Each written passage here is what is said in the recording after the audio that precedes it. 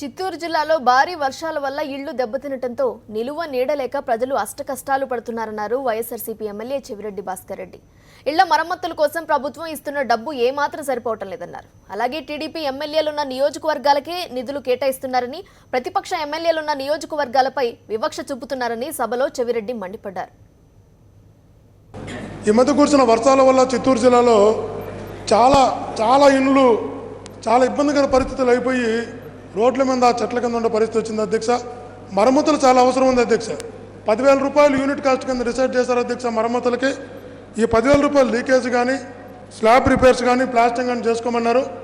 ఒకసారి ఆలోచించిన అధ్యక్ష, స్లాబ్ ఒక్కసారి రిపేర్ చేయాలంటే 10,000 రూపాయలు తవ్వి పాసిబుల్ అధ్యక్ష. యూనిట్ కాస్ట్ 10,000 ఇచ్చి రిపేర్ చేసుకోమంటే అతను అప్పులు పాలైపోతా సగం చేసి ఒక మానేసి ఇబ్బందులు పడతారో అధ్యక్ష. కాబట్టి మంత్రి గారు 10,000 రూపాయలు ఏమైంది అధ్యక్ష, అందులో 16,000 మందికి ఇచ్చారు అధ్యక్ష. కనీసం అంటే అధ్యక్ష చాలా ఇండ్లు ఈరోజు డ్యామేజ్ అయిన విషయం మంత్రి గోపాలకృష్ణ ఇక్కడే ఉన్నారు అధ్యక్ష.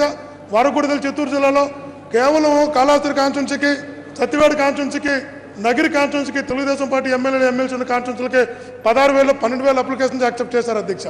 జిల్లా అంతా 4,000 ఇస్తే వాళ్ళకు కేవలం 3 కాన్స్టిట్యున్సీలో 12,000 ఇచ్చే ఇదేమి వివక్ష అధ్యక్ష.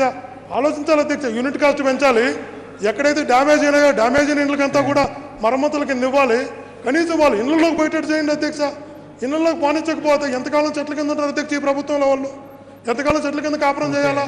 కనీసం ఇప్పటివరకు ఎన్టీఆర్ గృహ నిర్మాణం కింద విధి విధానాలు ఇంతవరకు పొందుపరచలేదు అధ్యక్ష.